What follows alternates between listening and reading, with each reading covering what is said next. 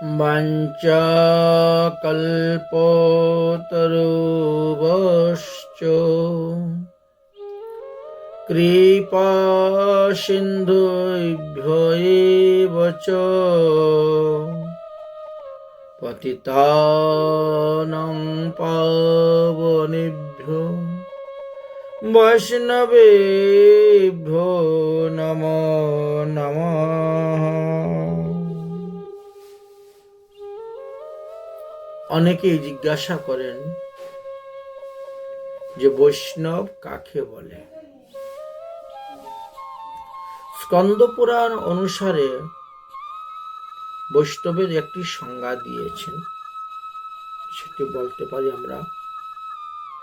গৃহীত বিষ্ণু দীক্ষাকু বিষ্ণু সেবা পরো নরা বৈষ্ণবশ্চাতরো সংরাজ্য স্কন্দা উক্তানুসারত। স্কন্ধা উক্তানুসারত অর্থাৎ স্কন্দ পুরাণ অনুসারে আমরা দেখতে পাই যে বৈষ্ণবের নিকট হইতে যাহার কর্ণে বিষ্ণু মন্ত্র প্রবেশ করিয়াছে এবং যিনি নিরন্তর বিষ্ণু সেবা পূজা করেন, বিষ্ণু প্রসাদ গ্রহণ করেন, বৈষ্ণবদের সঙ্গ করেন, বৈষ্ণব স্মৃতিশাস্ত্রাদি গ্রন্থ অধ্যয়ন করেন, স্কন্দ পুরাণ তাদেরকেই বৈষ্ণব বলিয়াছেন। অর্থাৎ অবৈষ্ণবের মুখ থেকে যদি কেউ বিষ্ণু মন্ত্র গ্রহণ করে, মানে অবৈষ্ণবের মুখ থেকে যদি কারো কর্ণে বিষ্ণু মন্ত্র প্রবেশ হয়, তাহলে তিনাকে বৈষ্ণব বলেন নাই। বৈষ্ণবের মুখ থেকে বিষ্ণু মন্ত্র যদি প্রবেশ হয় তবে কি তাকে বৈষ্ণব বলা হইবে।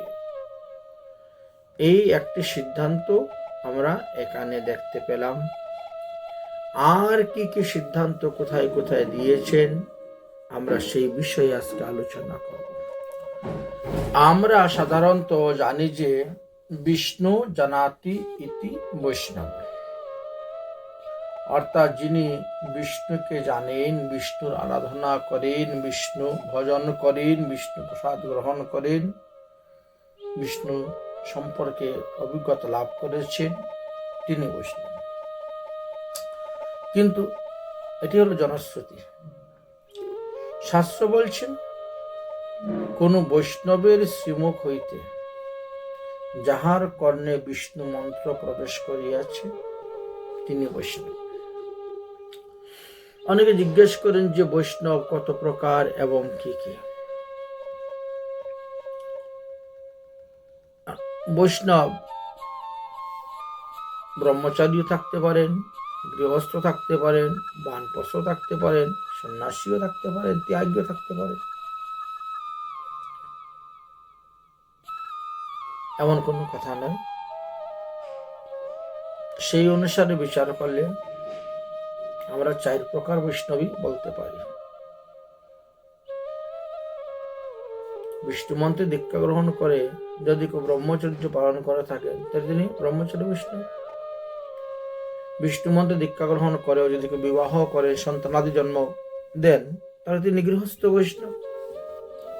সন্তানাদি বড় হয়ে গেছে, এবার স্ত্রী সহ তীর্থ ভ্রমণে চলে গেছেন, অথবা স্ত্রীকে ছেলে মেয়ের উপর রেখে দিয়ে তিনি তীর্থ ভ্রমণে চলে গেছেন, তাহলে বানপ্রস্থ অবস্থায় আছেন, তিনি বৈষ্ণব। আর কেউ বা সন্ন্যাস গ্রহণ করেছেন, মানে ত্যাগী বৈষ্ণব। ব্রহ্মচারী, গৃহস্থ, বানপ্রস্থ এই 3 আশ্রমের বৈষ্ণবদের পঞ্চ সংস্কারে দীক্ষা হয়ে থাকে। আর ত্যাগী বৈষ্ণব যারা, তাদেরকে দশম সংস্কারে দীক্ষা হয়। এই হলো পার্থক্য। তো পঞ্চম সংস্কার বলতে কি বোঝেন? যেমন পুণ্ড্র সংস্কার, তাপ সংস্কার, নাম সংস্কার, যাগ সংস্কার, মন্ত্র সংস্কার। এক কথায় ব্রহ্মচর্য, গৃহস্থ, বানপ্রস্থ এই 3 স্তরের থেকে যারা বিষ্ণু মন্ত্রে দীক্ষা গ্রহণ করেন তাদেরকে 5টি সংস্কার করেই দীক্ষা মন্ত্র প্রদান করা হয়। একমাত্র ত্যাগী বৈষ্ণবদের ক্ষেত্রে 10ম সংস্কারে তাদেরকে দীক্ষা দেওয়া হয়।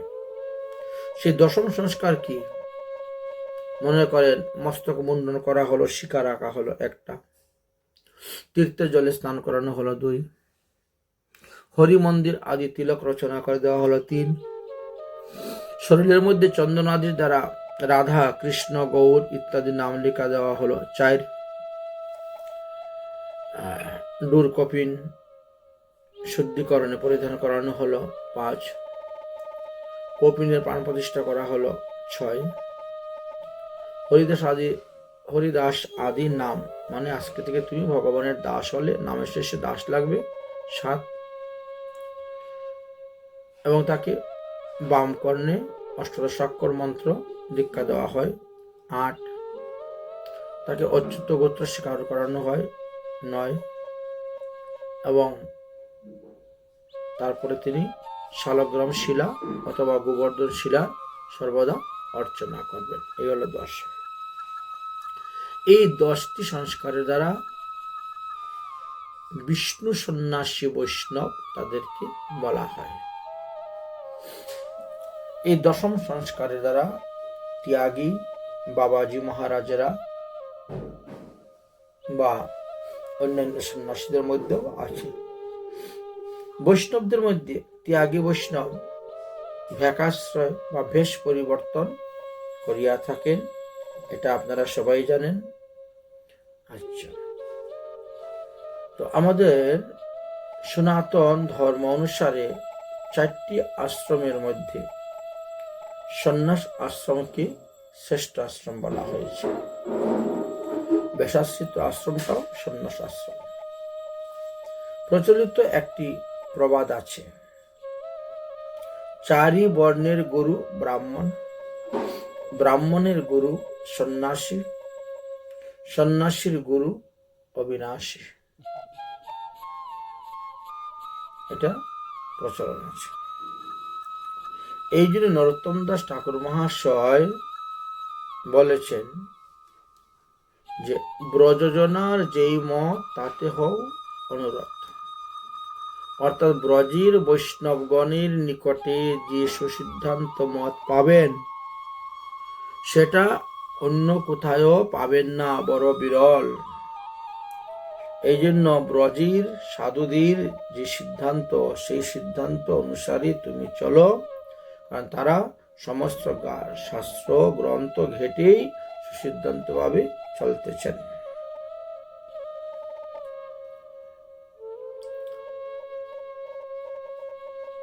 শ্রী হরিভক্তি বিলাসের 10ম বিলাসে 32 নম্বর শ্লোক থেকে বৈষ্ণব মহিমার কথা আলোচনা করা আছে।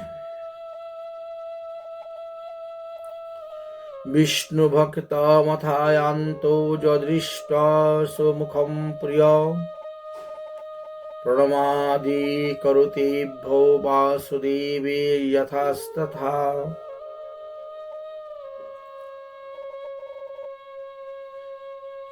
যে রূপে আপনার ভগবান শ্রীকৃষ্ণ বাসুদেবকে প্রণাম করা হয়, তদ্রূপ বিষ্ণু ভক্ত বৈষ্ণবদেরকেও দেখা মাত্রে আনন্দ চিত্তে প্রফুল্ল বদনে গিয়ে তাকে দণ্ডবত প্রণাম করবেন। যেমন ভগবান শ্রীকৃষ্ণ দ্বারকা লীলাতে নারদ মুনি আসলেও তাকে প্রণাম করতেন, তার চরণ ধোয়াইয়া দিতেন। সুদামা বিপ্র গেলেন, তাকেও প্রণাম করলেন, তাকে চরণ ধোয়াইয়া দিলেন। এরকম দেখতে পাওয়া যায়। কেন করলেন না? আপনি আচরি ধর্ম জীবেরই শিখায়, আপনি না আচরিলে শেখানো যায়। এই জন্য 5ম সংস্কার বিপ্র মহা ভাগবত হিস তথাপি পঞ্চ সংস্কারবানং বিপ্রহি মহাভাগবতম। এবার বললেন, এই যে পঞ্চম সংস্কার এবং দশম সংস্কার, এই দুই সংস্কার অনুসারে লোক বৈষ্ণবদেরকে নানা প্রকার শ্রদ্ধা আদি অর্পণ করে থাকেন।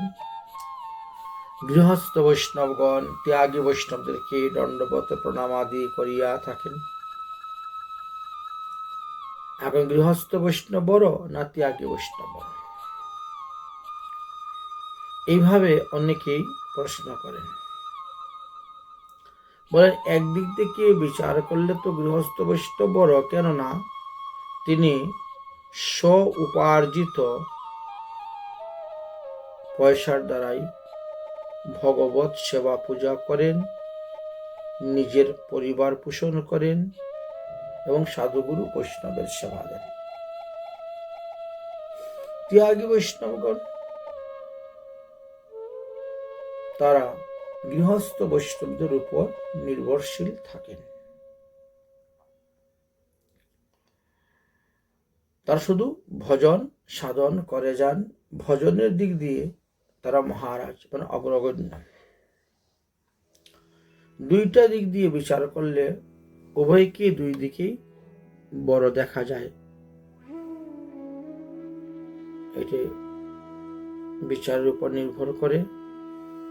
যার যেমন মত সেই সে উত্তম। তটস্থ হইয়া বিচার করলে পাবে তার উত্তম।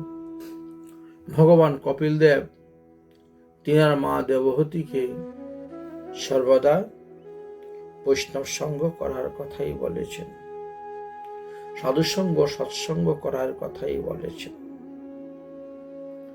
এতেতি সাধু ও সাধ্বী সর্বসঙ্গ বিবর্জিতা সঙ্গে তথৈবতি পার্থ সঙ্গ দোষ ইবাতিতে।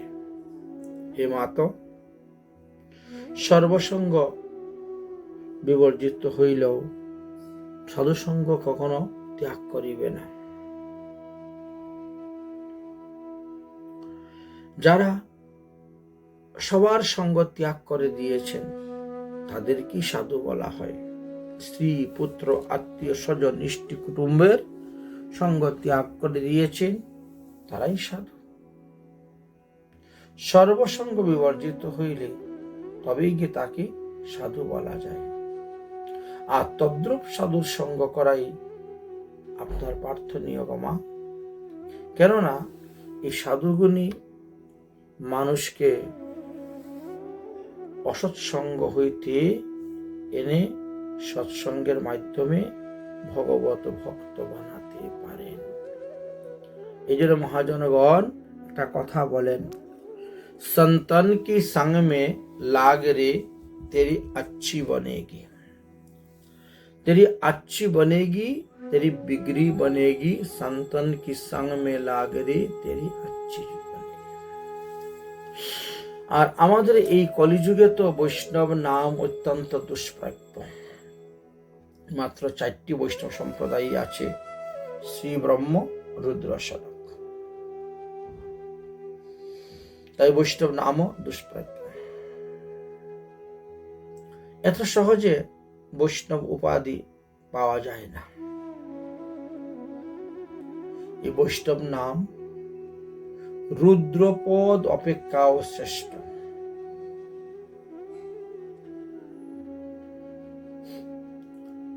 যস্য ভাগবতম চিহ্ন দৃশ্যতে তু হরির মুনি জ্ঞাতিশ্চ কলো দিব্যা জ্ঞাতিস নাস্তি সংশয়।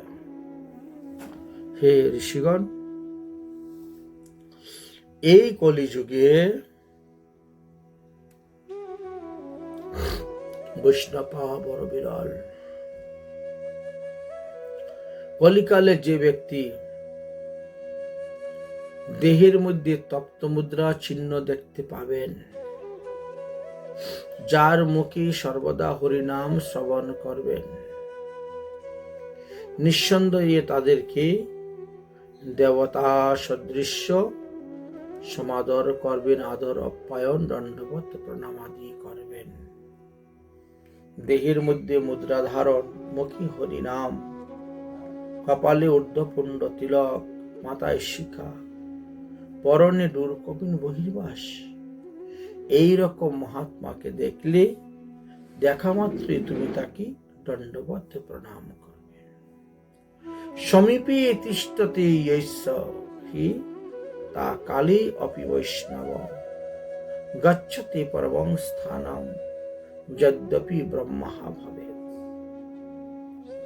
মরণ সময়ে যদি কোনো বৈষ্ণব ওই ব্যক্তির পাশে থাকে, তাহলে ওই ব্যক্তি যত বড়ই ব্রহ্মহত্যাকারী পাপ হোক না কেন, তখন তিনি সমস্ত পাপ থেকে মুক্ত হয়ে যান, হরিধামে গমন করেন। শুধু বৈষ্ণব পাশে বসে। এই জন্য নামাদাচার্য হরিদাস ঠাকুর মৃত্যুর পূর্বেই মহাপ্রভুর নিকটে প্রার্থনা করেছিলেন যে প্রভু, আপনার আগে যেন আমার শরীরটা পড়ে,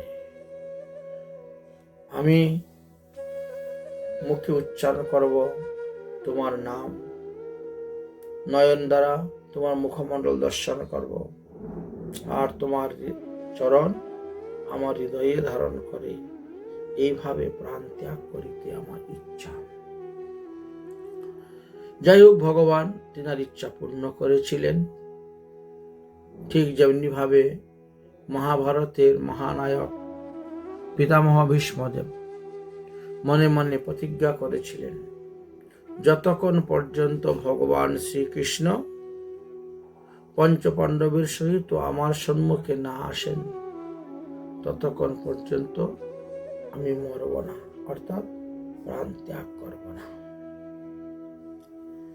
তারপরে তো তিনি হরিনাম জপ করতে শুরু করলেন, আর শেষে ভগবান বাধ্য হলেন আসতে তেনাকে দেখা দিতে।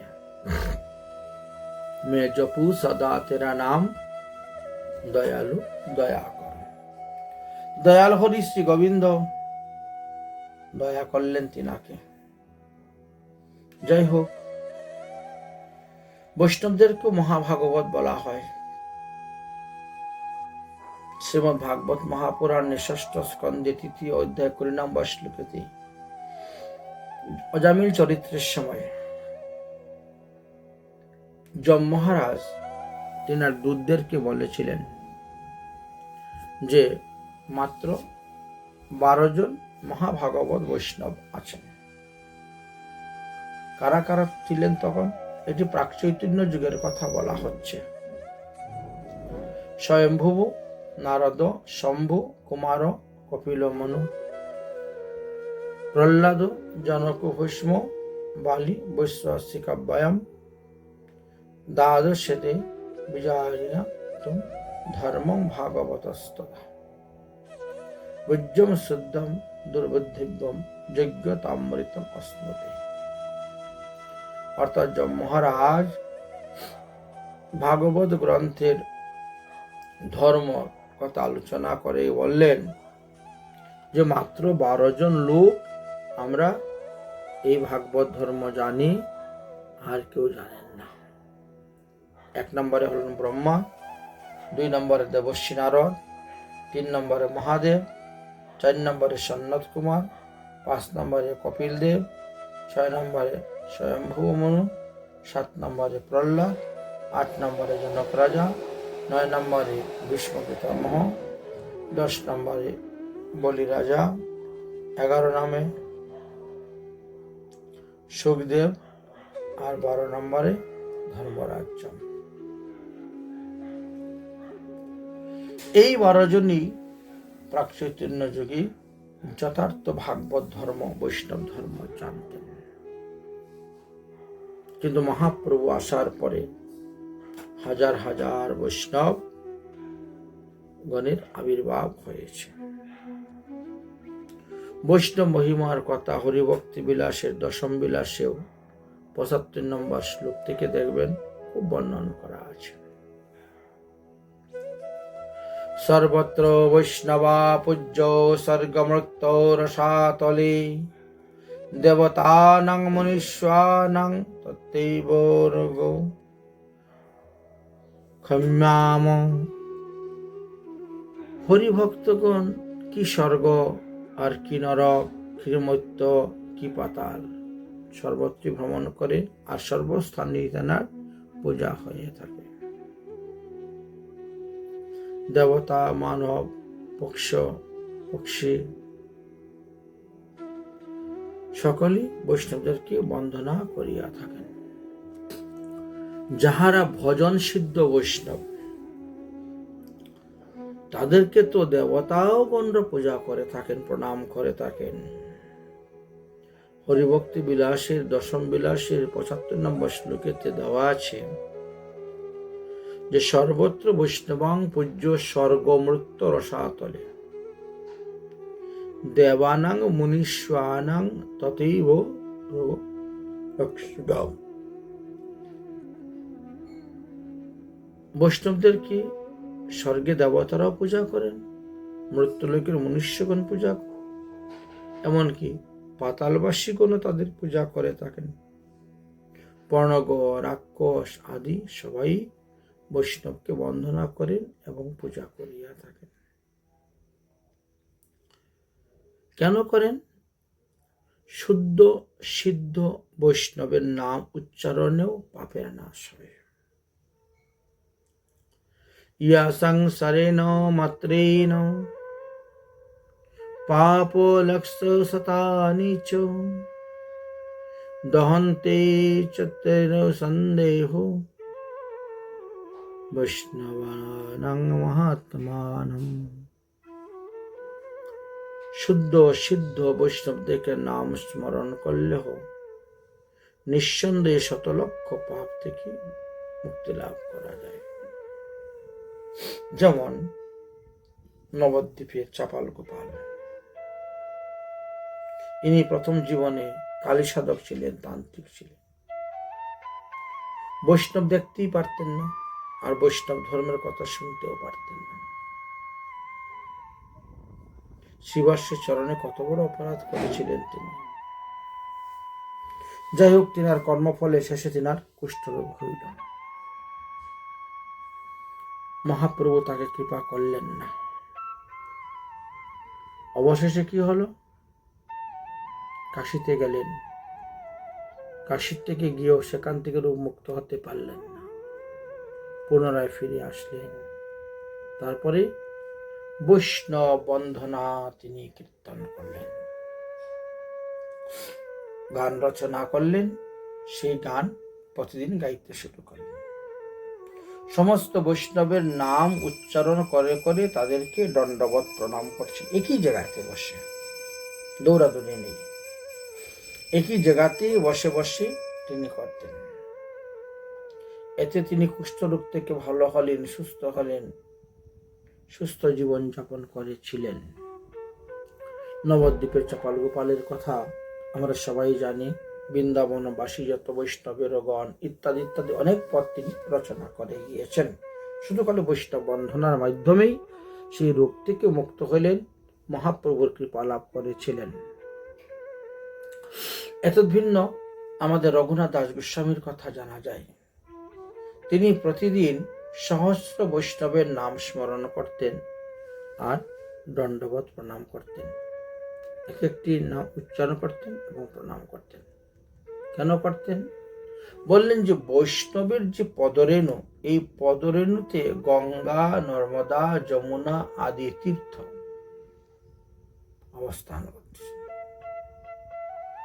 অর্থাৎ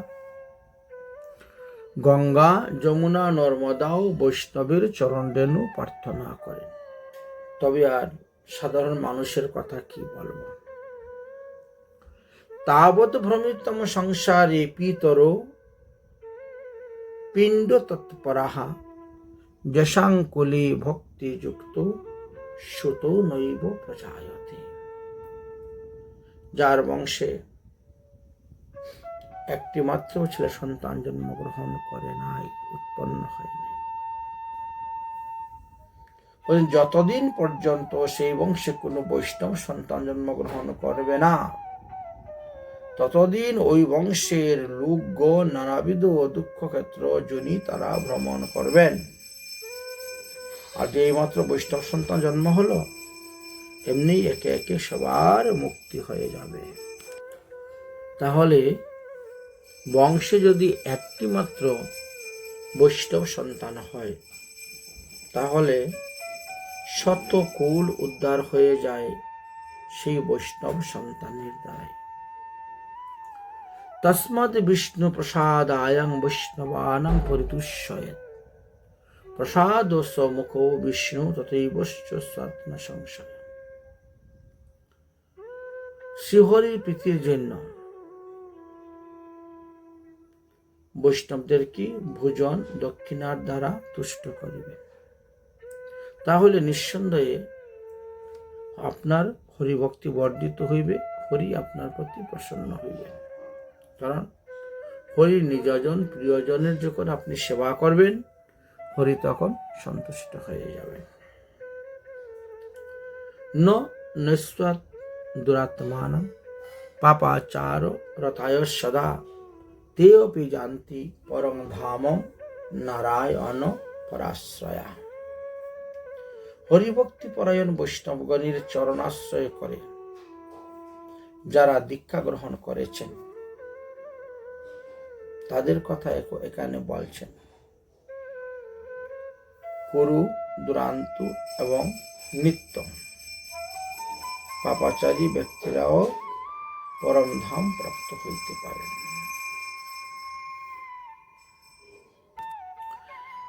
আদি পুরাণে লেখা আছে যে ভগবান শ্রীকৃষ্ণ অর্জুনকে বলেছেন, বৈষ্ণবানাং ভজো কুন্তয় মা ভজস্বাৎ অন্য দেবতা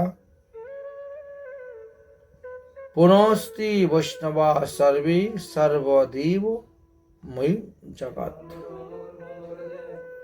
মদ্ভক্ত দুর্লভ যস্য সয়েব মম দুর্লভ। ভগবান শ্রীকৃষ্ণ অর্জুনকে কি বললেন?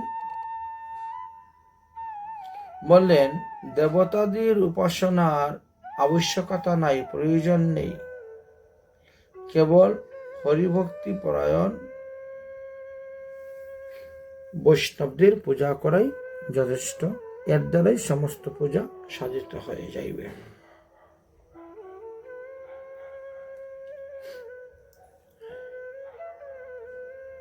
সর্বত্র গুরুবো ভক্তা বয়ং গুরুস্ততঃ अस्माकं বন্ধুরা ভক্তা ভক্তানাম বন্ধুরা বাম্য।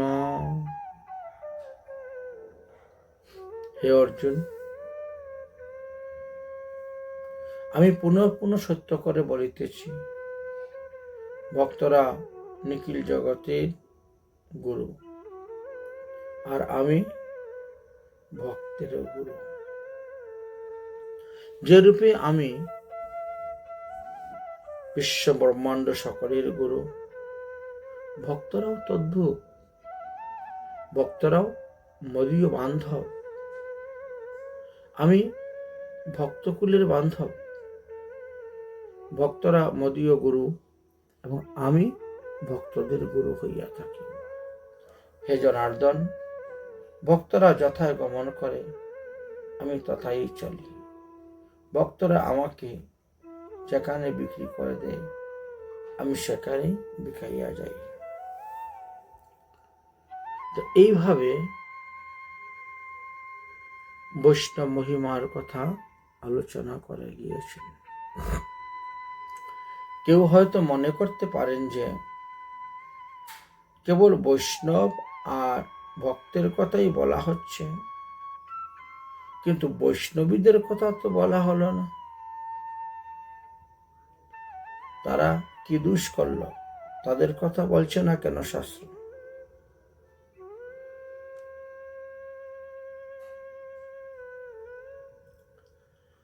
বলছেন বৈষ্ণবীরা বা ভক্তানীরা কথাও এখানে আলোচনা করা আছে, একেবারে বাদ যায় নাই, এরা বাদ পড়ে যান নাই। মহাপ্রভু 3.5 জন পরিকর ছিলেন, এটা সবাই জানেন। তাদের মধ্যে স্বরূপ দামোদর, রায় রামানন্দ, সিকি মাইতি 3 জন তো পুরুষ, আর মাধবী দাসী ছিলেন অর্ধ। এই তো 3.5 জন কথা বলা হয়েছে। নারীদেরকে অর্ধ বলা হয়। সবর্তিকা বা বিধবা বিষ্ণু ভক্তি করোতি যো সমুদ্ভরতি চ আত্মানম কুলেমে ভুক্তম শতম। হরিভক্তি বিলাসে বলছেন, হরি ভক্তিমহী যিনি, তাকে সেবা দিবেন, তাকে সেবা করাইবেন, এতে আপনার কুল পবিত্র হইবে। বৈষ্ণবীরা সদবাই হোক আর বিধবাই হোক, তাতে কিছু নয়। তাদের সেবা করাইলেও শতকুল পরিত্রাণ পাইবে। ন শূদ্রা ভগবত ভক্তাস্তে তু ভগবত মতা।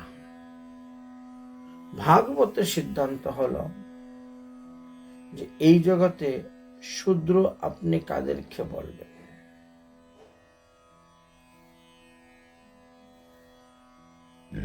সর্ববর্ণী শ্রুতি শূদ্রা জেনে ভক্ত জনার্দন।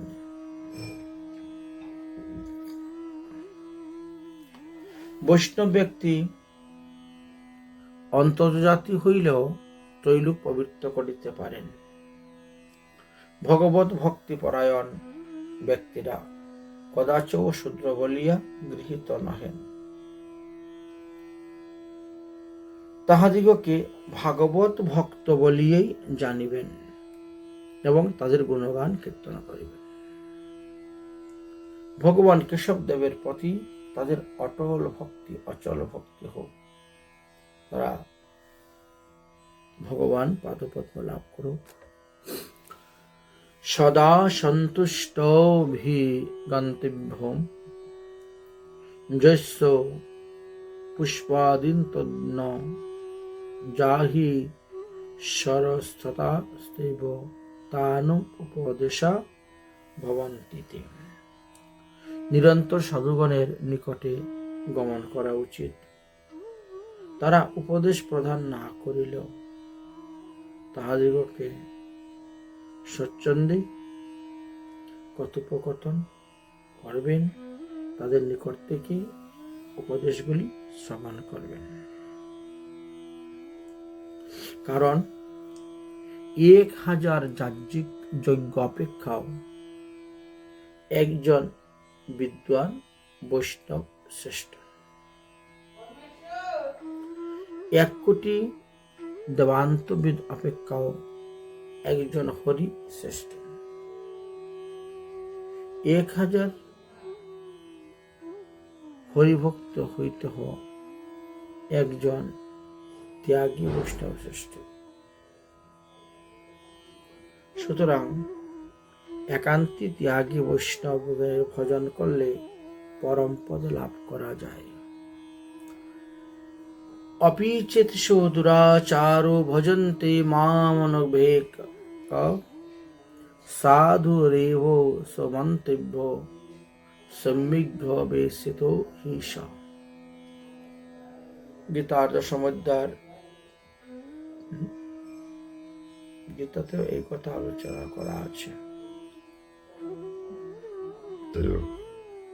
অনন্য ভক্তি হইয়া আমার আরাধনা করিলে দুরাচার পরায়ণ ব্যক্তিও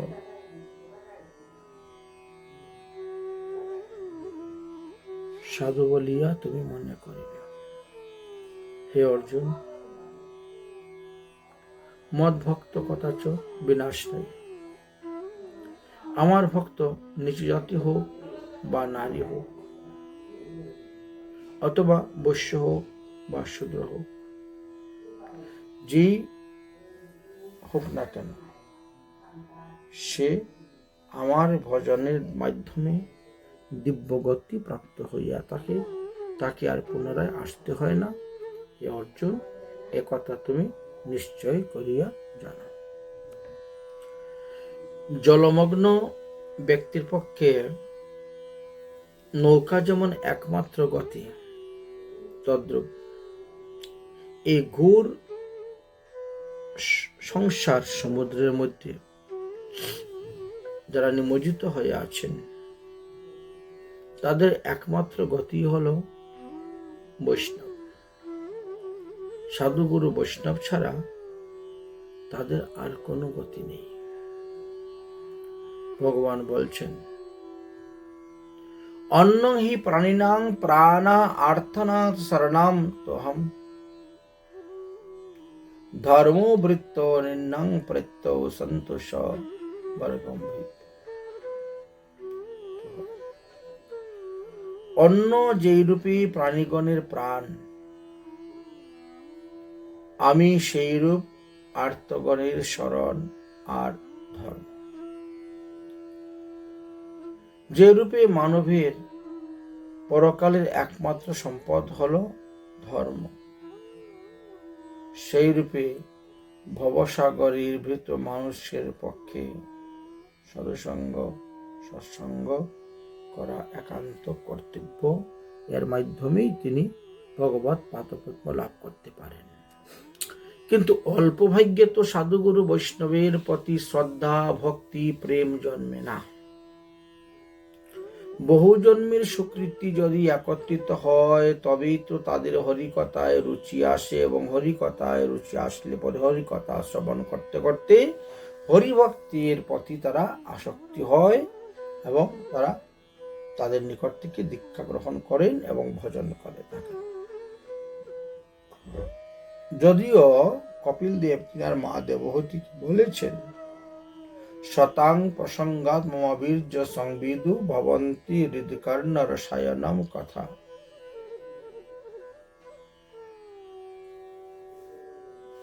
তো সাধুমুখী হরিকথা শ্রবণের দ্বারাই আমাদের হৃদয়ের রোগ এবং কানের রোগ দুটাই আমাদের ভালো হয়।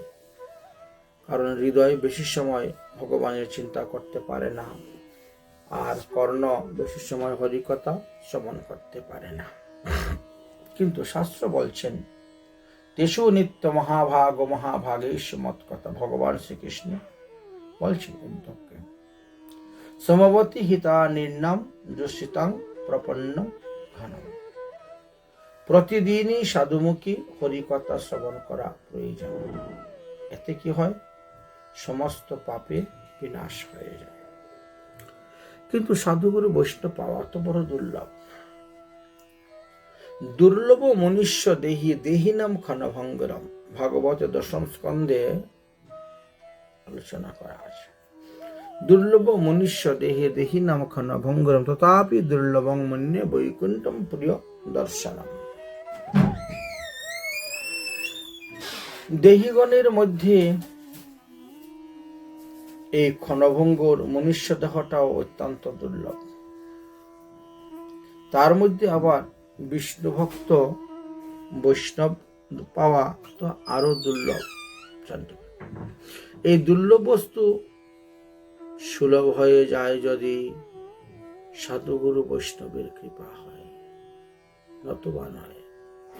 এই জন্য মহাজন বলেন না, ঠাকুর বৈষ্ণবগণ করি মই নিবেদন, মু বড় অধম দুরাচার ইত্যাদি পদ আছে।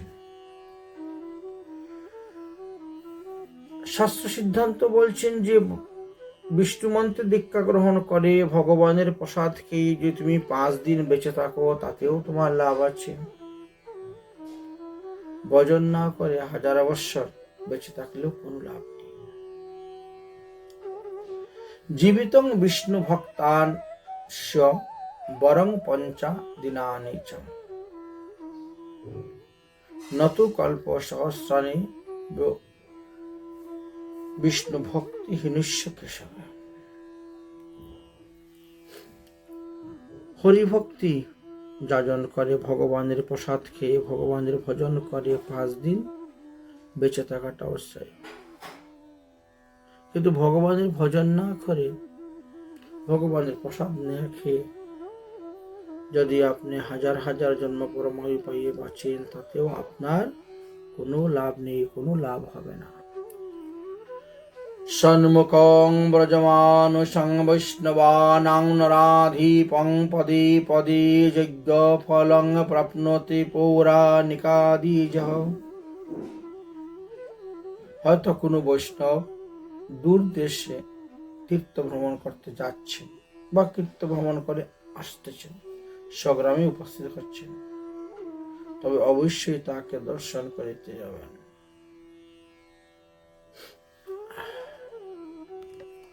বৈষ্ণবকে দর্শন করার জন্য আপনি যত পাও হেঁটে যাবেন, পদে পদে তীর্থ ফলম, ততটি তীর্থ পরিক্রমার ফল আপনি লাভ করতে পারবেন।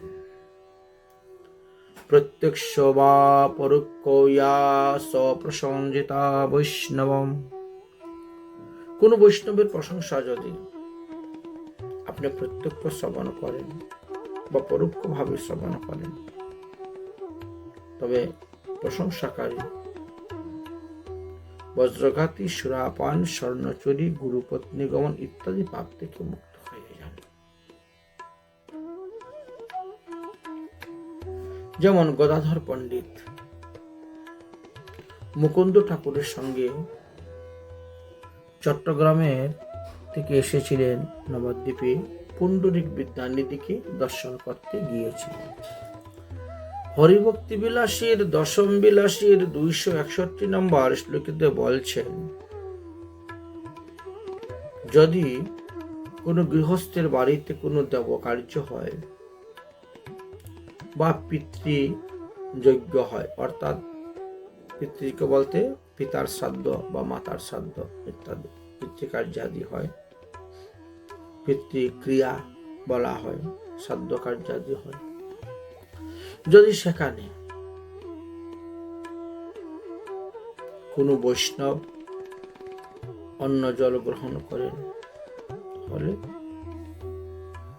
সেই অন্ন জল, অন্ন সুমেরু পর্বত এবং জল সাগর সদৃশ্য হয়ে যায়, সপ্ত সাগর সদৃশ্য, যার কারণে পিতৃপুরুষগণ হাজার হাজার লক্ষ লক্ষ বৎসর খেলেও সেটা ফুরাতে পারেন না।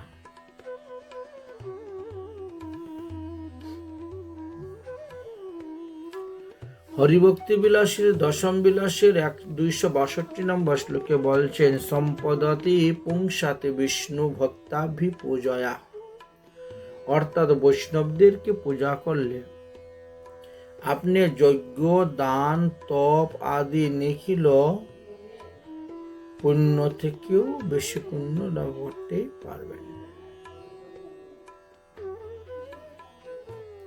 তাই তো বলছেন, প্রয়শ্চতি গুরুর প্রীতি যোগী বৈকুণ্ঠ দুর্লভম।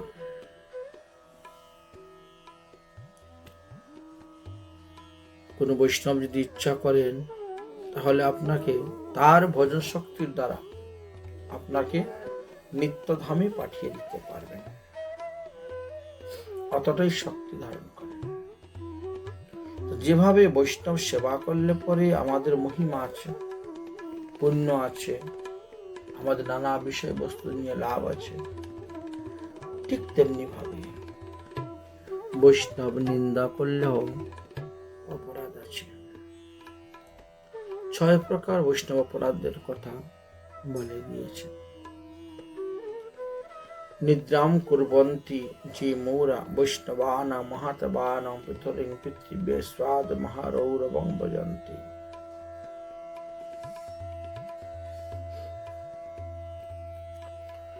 যে সমস্ত লোকেরা মহাত্মাগণের, বৈষ্ণবগণের নিন্দা করিয়া থাকেন, ওই সমস্ত মূঢ় ব্যক্তিগণ তাদের শতপুরুষ সহিত রৌরব নরকে গিয়ে বাস করিবেন।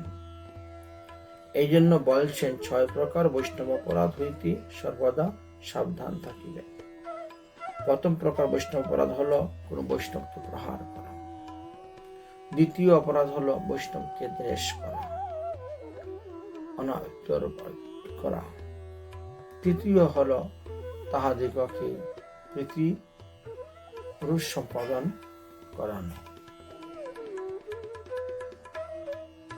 পঞ্চমে হলো তাদেরকে দেখিয়া হর্ষ না হওয়া, এবং 6 নম্বর হলো তাদেরকে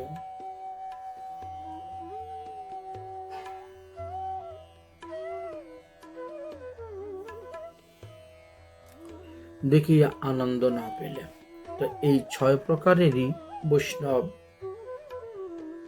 অপরাধী পতন হইয়া থাকে। 6টি না, যে কোনো একটা, 6টার মধ্যে একটা হলেই পতন হইয়া থাকে। যাই হোক, বৈষ্ণবের মহিমার কথা অনেক অনেক বর্ণন করে গিয়েছেন। জন্ম প্রবৃত্তি ইয়া কশ্চিৎ সুকৃতিম সৌপার্জিতম নাশয়ামাতি তৎসর্বং পিরয়েত জাতি বৈষ্ণব।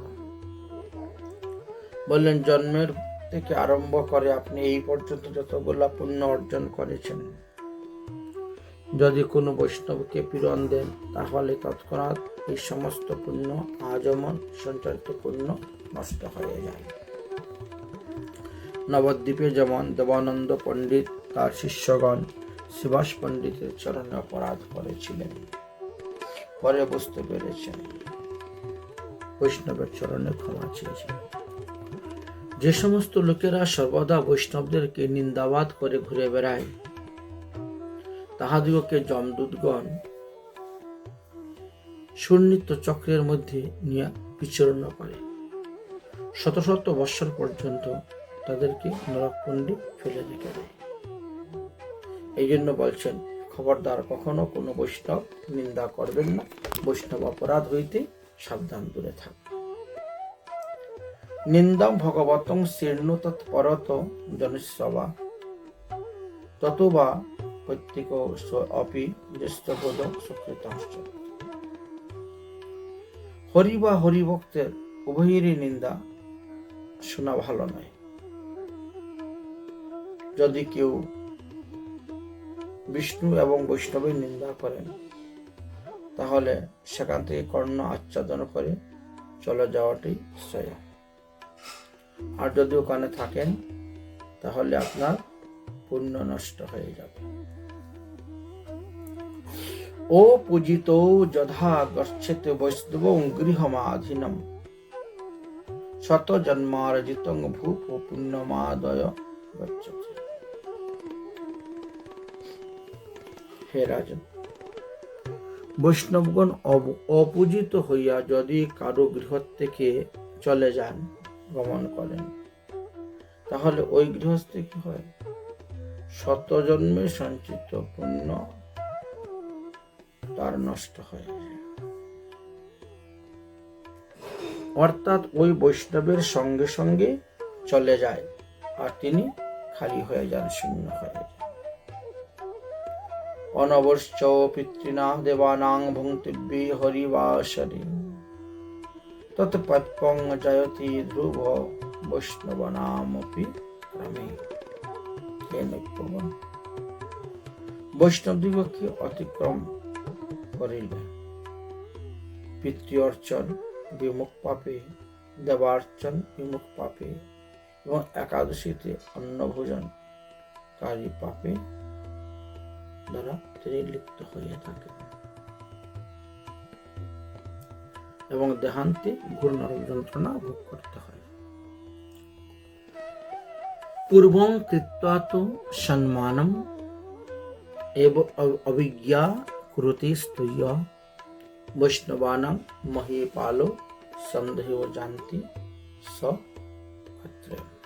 হে রাজন, পূর্বে হয়তো কোনো বৈষ্ণব আপনার গৃহে এসেছেন, আপনি তাকে খুব সমাদর, খুব আদর করলেন, যত্ন করলেন, খাওয়ালেন, দাওয়ালেন, পড়ালেন, দান দক্ষিণা করলেন।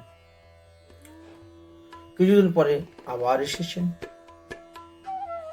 তখন আপনি তাকে অবজ্ঞা প্রদর্শন করতেছেন। আরে সেই দিনই তো এসে গেল, দান দক্ষিণা নিয়ে গেল, আজকে আবার আসছে, অবজ্ঞা প্রদর্শন করছে।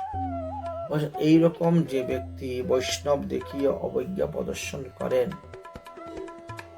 তার বংশ বিনাশ প্রাপ্ত হয়।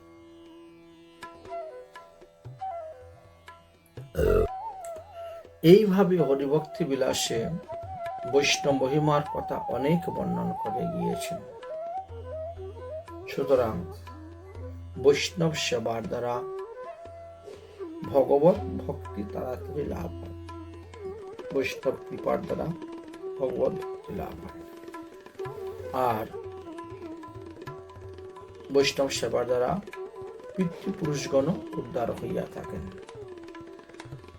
এই জন্য কেউ মারা গেলে পরে দেখবেন তার আত্মকল্যাণার্থে, তার মঙ্গলার্থে, তার উদ্ধারার্থে বৈষ্ণব সেবা দিয়ে থাকেন। এটি পূর্ব থেকেই এই নিয়ম বা পরম্পরা চলে আসছে।